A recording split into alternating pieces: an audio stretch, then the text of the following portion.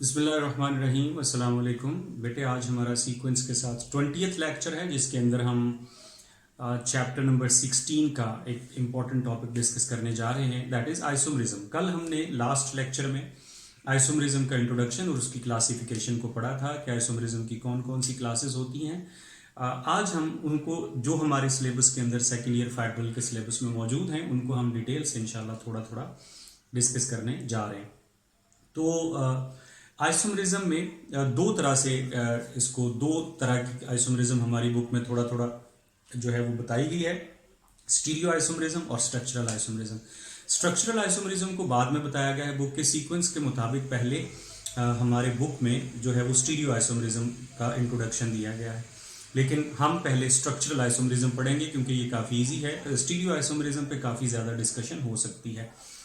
Structural isomerism मैंने जैसे आपको कल कहा था, इसको कॉन्स्टिट्यूशनल आइसोमरिज्म भी कहते हैं। कॉन्स्टिट्यूशनल आइसोमरिज्म ही स्ट्रक्चरल आइसोमरिज्म का दूसरा नाम है। कॉन्स्टिट्यूशनल आइसोमरिज्म इसको इसलिए कहते हैं क्योंकि इसमें बॉन्ड कनेक्टिविटीज डिफरेंट होंगी। जब किसी कंपाउंड के एक या दो या तीन या इससे ज्यादा बॉन्ड्स के कनेक्शंस डिफरेंट हो जाएं तो एक नया स्ट्रक्चर बनेगा, नया मॉलिक्यूल बनेगा, उसका नाम डिफरेंट होगा, उसकी प्रॉपर्टीज डिफरेंट होंगी, उसे स्ट्रक्चरल आइसोमर कहेंगे। मॉलिक्यूलर फॉर्मूला सेम होगा, लेकिन मैं नाम इसलिए कह रहा हूं कि स्ट्रक्चरल आइसोमर लिखने के बाद आपको मेक श्योर करना पड़ेगा कि आपके कंपाउंड के नाम मुख्तलिफ हैं। जैसे ये जो कंपाउंड है इसका नाम है एन ब्यूटेन, आप इसको एन ब्यूटेन कह सकते हैं या आप इसको ब्यूटेन कह दीजिए, ठीक है। फिर इसके बाद आप इसकी ब्रांच बनाएंगे CH3, ये हो गया आइसोब्यूटेन। अब इसका IUPAC नेम लिखेंगे तो इसका नाम होगा 2-मिथाइल प्रोपेन। ये दोनों नाम मुख्तलिफ है, ये ब्यूटेन है, ये प्रोपेन। नाम मुख्तलिफ होने चाहिए, ठीक है। नाम मुख्तलिफ होंगे तो आप जो है वो आप उनको स्ट्रक्चरल आइसोमर कह सकते हैं। लेकिन अगर आपके कंपाउंड में टोटल 5 कार्बन है, आप सेकेंड कार्बन पे इस साइड से लेफ्ट साइड से ब्रांच लगाते हैं तो वो बन गया आइसोपेंटेन। लेकिन अगर आप राइट साइड से ब्रांच लगा के आप कहें कि जी ये एक और आइसोमर बन गया तो ऐसा नहीं होगा।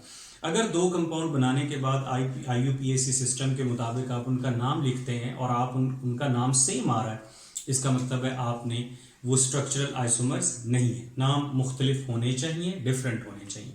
स्ट्रक्चरल आइसोमरिज्म या कॉन्स्टिट्यूशनल आइसोमरिज्म की बेटे हमारी बुक में 5 टाइप्स डिस्कस की गई हैं।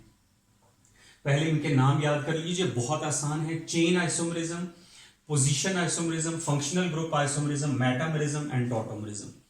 ये जो पहली 3 है ये तो नाम से जाहिर हो जाएगी।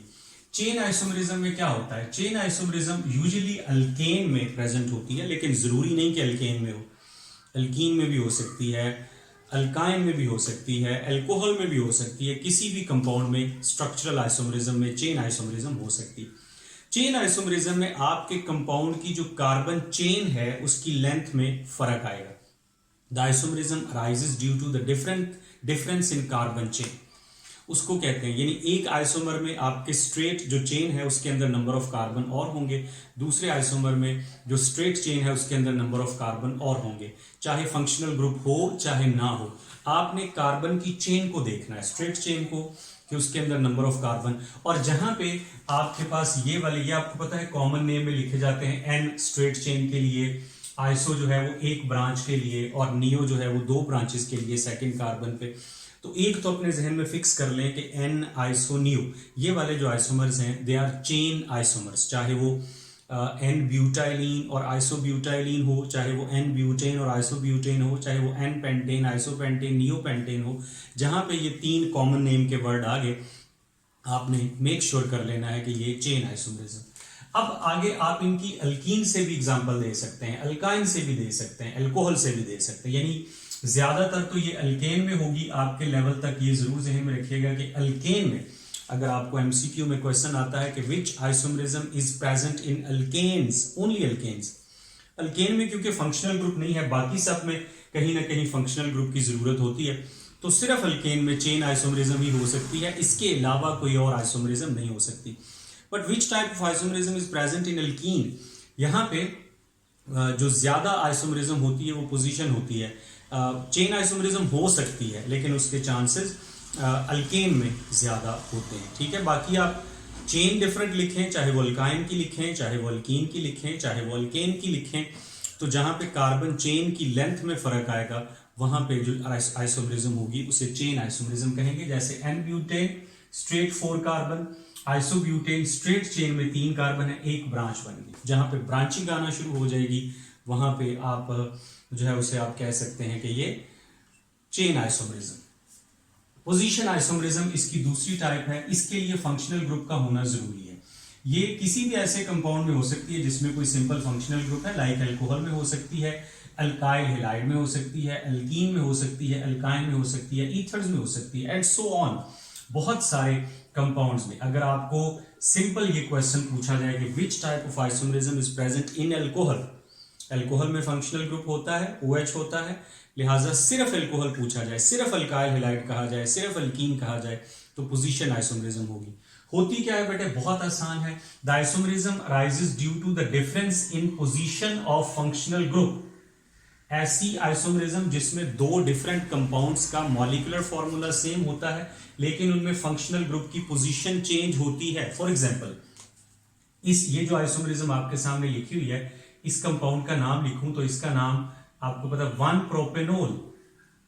इसमें कार्बन जो है OH जो है वो फर्स्ट कार्बन के साथ, इट इज 2 प्रोपेनोल, इसमें कार्बन सेकेंड पोजीशन पे है। सो 1 propanol, 2 propanol, 1 butene, 2 butene, 1 chlorobenzene, 2 chlorobenzene, ठीक है। ऑर्थोजाइलिन, पैराजाइलिन, जहां पे फंक्शनल ग्रुप सेम है लेकिन उनकी पोजीशन चेंज है, they are called position isomers, ठीक है। फंक्शनल ग्रुप सेम होगा, डिफरेंट कंपाउंड्स में उसकी पोजीशन डिफरेंट होगी, उसे पोजीशन आइसोमर कहेंगे। फंक्शनल ग्रुप आइसोमरिज्म ऐसी आइसोमरिज्म जिसमें दो या दो से ज्यादा कंपाउंड्स का मॉलिक्यूलर फॉर्मूला सेम होता है बट फंक्शनल ग्रुप डिफरेंट होता है। ये बहुत इंपॉर्टेंट है जी, फंक्शनल ग्रुप डिफरेंट होता है। जैसे ये देखिए, सी इथाइल अल्कोहल है, इसके अंदर 2 कार्बन है, इसके अंदर 6 हाइड्रोजन है, इसके अंदर 1 ऑक्सीजन। डाइमिथाइल ईथर है, इसके अंदर 2 कार्बन है, 6 hydrogen, 1 oxygen. So number of carbon, number of hydrogen, number of oxygen same है, मॉलिक्यूलर फॉर्मूला सेम है लेकिन स्ट्रक्चर डिफरेंट है। ऐसी आइसोमरिज्म जिसके अंदर मॉलिक्यूलर फॉर्मूला सेम हो लेकिन फंक्शनल ग्रुप डिफरेंट हो, फंक्शनल ग्रुप ही चेंज हो जाए, उन्हें कहते हैं फंक्शनल ग्रुप आइसोमर्स। अब देखिए, ये अल्कोहल है, ये ईथर है, टोटली डिफरेंट कंपाउंड्स हैं। तो ये वाली आइसोमरिज्म किस किस में हो सकती है, एल्डिहाइड और कीटोन्स में। लेकिन एल्डिहाइड और कीटोन जो होंगे बेटे, जो भी कंपाउंड हो, ये जरूरी है कि उनके अंदर number of carbon, number of hydrogen same हो। ये नहीं कि कोई भी एल्डिहाइड और कोई भी कीटोन लिख दिया जाए तो आप कहें ये फंक्शनल ग्रुप आइसोमर्स है। पहले आपको देखना है क्या दोनों में मॉलिक्यूलर फॉर्मूला सेम है, ठीक है। ग्लूकोज और फ्रक्टोज, सॉरी, ग्लूकोज एल्डिहाइड है, फ्रक्टोज कीटोन है, दोनों का मॉलिक्यूलर फॉर्मूला C6H12O6 है। सो इसी तरह ईथर्स और अल्कोहल, ये आपके सामने एग्जांपल लिखी हुई है, डाइमिथाइल ईथर और इथाइल अल्कोहल, इनमें भी कार्बन हाइड्रोजन। इसी तरह से अगर आपके ईथर में 3 कार्बन है, इधर अल्कोहल में 3 कर दें, ईथर में 4 कार्बन है, अल्कोहल में 4 कर दें। So which isomerism is present in alcohol, सिर्फ अल्कोहल कहा जाए तो वो पोजीशन है। लेकिन अगर which type of isomerism is present in alcohol and ethers, alcohol and ether कह दिया जाए तो दोनों का पूछा गया है कि ये दोनों आपस में कौन से आइसोमर्स हैं, एल्डिहाइड और कीटोन आपस में कौन से आइसोमर्स हैं, ठीक है। तो ये functional group isomers. Carboxylic acids and esters और भी कंपाउंड्स में होती है लेकिन मैं आपके सिलेबस तक रहूंगा। Carboxylic acids and esters. अब आप कार्बोक्सिलिक एसिड, सिंपलेस्ट एक एसिड लिखिए, CH3COOH, कार्बन ऑक्सीजन ऑक्सीजन, इसका नाम है एसिटिक एसिड। कितने कार्बन है इसमें, इसके अंदर बेटे 2 कार्बन है, इसके अंदर 4 हाइड्रोजन है और इसके अंदर 2 ऑक्सीजन। सही हो गया। अब जरा फॉर्मूला लिखिए, HCOOCH3। ये वही नहीं है, ये डिफरेंट कंपाउंड, ये ईस्टर है। अगर आपकी ये वाली जो सिंगल बॉन्डेड ऑक्सीजन है इसके साथ कोई अल्काइल ग्रुप अटैच है तो ये ईस्टर है, लिहाजा ये ईस्टर है और इसका नाम है मिथाइल फॉर्मेट। इसके अंदर 2 कार्बन, इसके अंदर बेटे 4 हाइड्रोजन, इसके अंदर 2 oxygen, same molecular formula. So acetic acid and methyl formate, propionic acid and ethyl formate, यानी number of carbon, number of hydrogen वगैरह सेम होंगे। Esters and carboxylic acids are also called functional group isomers. किस किस में होती है जी? Aldehyde ketone में, ईथर अल्कोहल में, कार्बोक्सिलिक एसिड और ईस्टर्स में क्या होता है? फंक्शनल ग्रुप डिफरेंट होते हैं, मॉलिक्यूलर फॉर्मूला सेम होता है।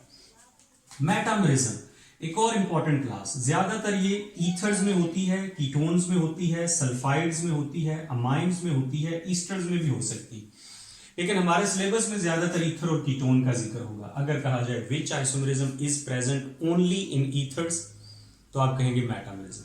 विच isomerism is present in alcohols, आप कहेंगे पोजीशन आइसोमरिज्म। एल्कोहल और ईथर का इकट्ठा पूछ लिया जाए तो फंक्शनल ग्रुप। ये ध्यान में रखना है।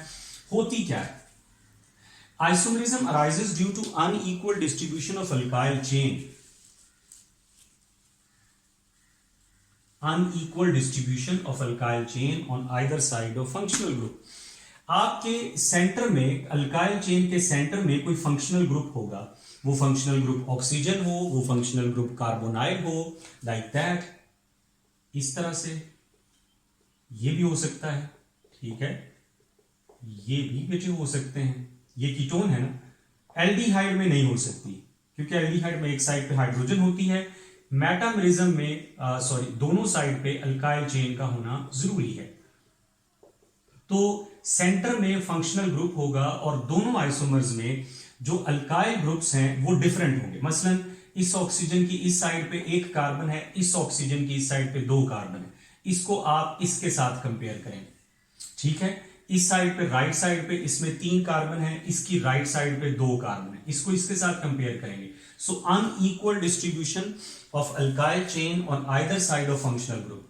फंक्शनल ग्रुप की दोनों साइड पे अनइक्वल डिस्ट्रीब्यूशन होगी, लेकिन ये अनइक्वल डिस्ट्रीब्यूशन एक ही कंपाउंड में नहीं होगी। मसलन ये नहीं आप कहेंगे सर इसमें तो इक्वल डिस्ट्रीब्यूशन है। हम इसको इसके साथ कंपेयर करेंगे। इस कंपाउंड की लेफ्ट साइड पे कितने कार्बन है और इस कंपाउंड की लेफ्ट साइड पे कितने कार्बन है, फंक्शनल ग्रुप की लेफ्ट साइड। ये कंपेयर करेंगे, राइट साइड के कंपेयर करेंगे। अगर एक साइड के कार्बन भी मैच कर जाएं तो वो मेटामर्स नहीं होंगे। एक इंपॉर्टेंट बात इसमें मैं आपको बता दूं, देखें आप लिखिए CH3 यहां पे ऑक्सीजन लिख दीजिए, CH2 CH3 और लिखिए CH3 CH3 CH3। अब ये जो कंपाउंड है इसका नाम है मिथाइल प्रोपाइल ईथर, इसका नाम है मिथाइल आइसोप्रोपाइल ईथर। दोनों डिफरेंट है लेकिन दे आर नॉट मेटामर्स। हालांकि ईथर ही है दोनों। मेटामर्स इसलिए नहीं है क्योंकि इसकी भी लेफ्ट साइड पे मिथाइल है और इसकी भी लेफ्ट साइड पे मिथाइल। देन ये दोनों कंपाउंड्स आपस में कौन से आइसोमर, ये तो श्योर है कि ये आइसोमर्स। तो इसमें बेटे ये दोनों कंपाउंड्स, इसमें फंक्शनल ग्रुप भी मौजूद है, तो ये पोजीशन आइसोमर्स होंगे, क्योंकि इसमें ये टोटल फंक्शनल ग्रुप जिसे मिथॉक्सी कहते हैं, इस कंपाउंड में ये फर्स्ट कार्बन से अटैच है और इस कंपाउंड में ये सेकंड कार्बन से अटैच है। इसको कहते हैं 1 मिथॉक्सी प्रोपेन, इसको कहते हैं 2 मिथॉक्सी प्रोपेन। ये दोनों पोजीशन आइसोमर्स हैं, फंक्शनल ग्रुप की पोजीशन चेंज है। सो एक साइड पे भी अगर अल्काइल ग्रुप सेम है तो फिर उसमें मेटामरिज्म नहीं होगी। एक और इंपॉर्टेंट बात, अगर आप ईथर में देख रहे हैं तो कम से कम कार्बन 4 होने चाहिए, कम से कम। अगर ईथर है लेकिन उसमें 2 कार्बन है, ईथर है लेकिन उसमें 3 कार्बन है, ईथर है लेकिन 2 या 3 कार्बन है, तो उसमें मेटामरिज्म नहीं होगी। बना ही नहीं सकते आप डिफरेंट स्ट्रक्चर्स। कम से कम कार्बन 4 होने चाहिए ईथर्स में मेटामरिज्म की, और कीटोन में 5 होने चाहिए, कीटोन में 5 होने चाहिए। अमाइंस में अगर आपके फंक्शनल ग्रुप में कार्बन मौजूद है तो उस कार्बन के अलावा टोटल कार्बन एटलीस्ट 4 होने चाहिए मेटामर्स बनाने के लिए। सो ये दोनों कंपाउंड्स 2, इसका नाम है 3 पेंटेनोन, इसका नाम है 2 पेंटेनोन, ठीक है। ये क्या है, मेटामर है, ये क्या है, मेटामर। अक्सर इस सवाल ये पूछा जाता है कि सर ये अगर 2 पेंटेनोन और 3 पेंटेनोन में मेटामरिज्म, कीटोन में मेटामरिज्म होती, लेकिन 2 ब्यूटीन और 3 ब्यूटीन, 2 पेंटीन और 3 पेंटीन, यहां पे मेटामरिज्म नहीं है, यहां पे पोजीशन आइसोमरिज्म। मेटामरिज्म में सेंटर में जो फंक्शनल ग्रुप वाला एटम है वो एक होगा, यानी ये देखिए एक एटम कार्बन, आगे तो कार्बन के साथ ऑक्सीजन है, फंक्शनल ग्रुप वाला एटम एक। अगर फंक्शनल ग्रुप ही आपके उस फंक्शनल ग्रुप में 2 कार्बन है, जैसे एल्कीन में होता है, जैसे एल्काइन में होता है, और वो दोनों कार्बन उस चेन का हिस्सा है, तो फिर मेटामेरिज्म नहीं होगी। मेटामेरिज्म में जो सेंटर में फंक्शनल ग्रुप है उसमें एक एटम होना चाहिए। So metamerism is not present in butene alkenes, metamerism is present in ketones, in esters, in amines. अब अमाइंस में भी आप देख सकते हैं, यहां पे आप अमाइन बनाएंगे, सेकेंडरी अमाइंस। कौन से अमाइंस? Secondary amines. बेटे बिल्कुल उसी तरह सेंटर में होगा NH, इस साइड पे आप लिख दीजिए CH2, CH2, इस साइड पे लिख दीजिए CH2, CH2, ठीक है। इसी तरह एक साइड पे मिथाइल लिखिए, उसके बाद NH लिखिए, उसके बाद CH2, CH2, CH3। Unequal distribution of alkyl chain on either side of functional group. So बेटा ईथर में होगी, कीटोन में होगी, सल्फाइड सेंटर में सल्फर हो, नाइट्रोजन हो, जो भी हो, डबल या ट्रिपल बॉन्ड हो, तो ये होगी मेटामेरिज्म। लास्ट टॉटोमेरिज्म जी। टॉटोमेरिज्म जो है ये सिर्फ 2 तरह के कंपाउंड्स में हमारे सिलेबस के मुताबिक होती है। टॉटोमेरिज्म एक केमिकल रिएक्शन में अराइज होती है। एक केमिकल रिएक्शन में, एक केमिकल चेंज के दौरान एक नया आइसोमर बन जाता है, एक नया कंपाउंड बन जाता है जिसकी प्रॉपर्टीज डिफरेंट होती है। बाकी सब में केमिकल रिएक्शन से जरिए चेंज नहीं होता, मतलब आप इसको किसी केमिकल रिएक्शन में इसमें चेंज नहीं करते, इसमें केमिकल रिएक्शन में चेंज आता है। तो होता क्या है कि the isomerism arises due to shifting of proton, कि आपके मॉलिक्यूल का एक प्रोटॉन मीन हाइड्रोजन शिफ्ट हो जाता है, एक से दूसरी जगह शिफ्ट हो जाएगा, लेकिन वो उसी मॉलिक्यूल में रहेगा। Shifting of proton from one part of a molecule to another part is called tautomerism. देखिए यहां से हाइड्रोजन, ये एसिड, अमाइनो एसिड मैंने लिखा है, जनरल अमाइनो एसिड जो एक पहला amino acid, simple amino acid है, उसका मैंने फॉर्मूला लिखा है, ठीक है, एलानीन। तो इसमें बेटे ये वाली जो हाइड्रोजन है, ये क्योंकि ये एसिड ग्रुप है, एसिड प्रोटॉन डोनेट करता है, बेस प्रोटॉन एक्सेप्ट करता है, सो ये प्रोटॉन इसके पास चला जाएगा, हाइड्रोजन शिफ्ट हो जाएगा, ये आपके पास NH3 पे पॉजिटिव चार्ज आ गया, इस पे नेगेटिव चार्ज आ गया। तो पॉजिटिव और नेगेटिव चार्ज के साथ ही ये बहुत स्टेबल स्पीशी है और इसे बोलते हैं ज्विटर आयन। ज्विटर आयन, जब प्रोटॉन की शिफ्टिंग हो जाती है तो ज्विटर आयन बनता है, और इसको इंटरनल सॉल्ट भी कहा जाता है। इंटरनल सॉल्ट, क्योंकि इसके अंदर प्रोटॉन की shifting with in a molecule होती है। अगर प्रोटॉन की शिफ्टिंग एक से दूसरे मॉलिक्यूल पे हो तो उसे एक्सटर्नल सॉल्ट कहते हैं। ये इंटरनल सॉल्ट है, ठीक है। पॉजिटिव आयन भी है, नेगेटिव आयन भी है, लेकिन इसके अंदर पॉजिटिव और नेगेटिव चार्ज के बावजूद ये स्टेबल स्पीशीज हैं। जब अमाइनो एसिड्स केमिकल रिएक्शन में हिस्सा लेते हैं तो इस फॉर्म में हिस्सा लेते हैं, जिसे आप ज्विटर आयन कहते हैं। इसके अलावा ये वाली जो टॉटोमेरिज्म है, ये एक और कंपाउंड में होती है। अल्काइन के रिएक्शंस आप पढ़ेंगे तो उसमें एक कंपाउंड बनेगा अल्काइन के रिएक्शन में, मैं डायरेक्ट वो compound, CH2 double bond CHOH, इसका नाम है इनोल फॉर्म। क्या कहते हैं इसको? इनोल, इसलिए कि इसमें डबल बॉन्ड भी है, OH भी है। वैसे इस स्पेसिफिक कंपाउंड का नाम जो है ये विनाइल अल्कोहल है। इसमें बेटे प्रोटॉन, ये अनस्टेबल कंपाउंड होता है, ऐसा कंपाउंड जिसमें डबल बॉन्ड के साथ OH भी हो, तो इसकी ये जो हाइड्रोजन है ये शिफ्ट हो जाती है इस कार्बन के पास और डबल बॉन्ड शिफ्ट हो जाता है ऑक्सीजन के पास। तो आपके पास ये मॉलिक्यूल या तो एल्डिहाइड में चेंज होगा या कीटोन में, इनोल, और इधर से या एल्डिहाइड या कीटोन। एल्डिहाइड इसमें सिर्फ एक बनेगा, बाकी अगर यहां पे इस कंपाउंड में आपके 3 कार्बन हैं तो उसकी रीअरेंजमेंट से, प्रोटॉन की शिफ्टिंग से कीटोन बनेगा। 4 कार्बन है कीटोन बनेगा, 5 कार्बन है कीटोन बनेगा। लिहाजा ये वाली जो फॉर्म होती है इसे कीटो कहते हैं। सो कीटो इनोल टॉटोमेरिज्म इसे कहते हैं, इन दोनों को मिला के कीटो इनोल टॉटोमेरिज्म। सो ऐसी आइसोमेरिज्म जिसमें एक प्रोटॉन शिफ्ट हो जाए एक मॉलिक्यूल से दूसरे मॉलिक्यूल पे, लेकिन वो मॉलिक्यूल के अंदर ही रहे, उसे कहते हैं टॉटोमेरिज्म। ये 5 तरह की आइसोमेरिज्म। अब इसमें बेइंतहा MCQs आते हैं एंटी टेस्ट में। Which isomerism is present in ethers? Metamerism. Which isomerism is present in aldehydes and ketones? ठीक है, glucose and fructose are isomers. Which of the following are not functional group isomers? Which of the following are position isomers? Which of the following are not जो है वो chain isomers? अब chain isomer की एक और example दे दूं alkyne में से। आप ये ना कहिएगा कि सर अल्कीन कैसे हो सकते हैं। देखें